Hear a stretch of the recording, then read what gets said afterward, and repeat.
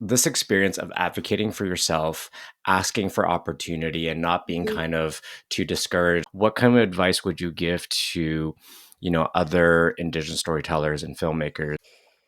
Being very sure of what your story you're trying to tell. Stacey and I both made films entirely in our own Indigenous language that was very much for our own community. There are certain stories you want to tell that are for your own community, and you don't want to compromise on the way you're telling it, or Having to explain yourself, yeah, exactly. yeah. Like if you want to make something very specifically for your community and dive deep and not have to over explain yourself to a global audience, like that's a very different kind of show from what we're doing here. And I think knowing what you're trying to do and planning the size of your project and who's on your team, like just making it make sense for the thing that you're trying to do is really important. In the very beginning of my career, I remember being asked all the time, like, what audience are you going for? And I didn't really understand the question when I was just starting out. Mm. It really And affects the story you're trying to tell, yeah.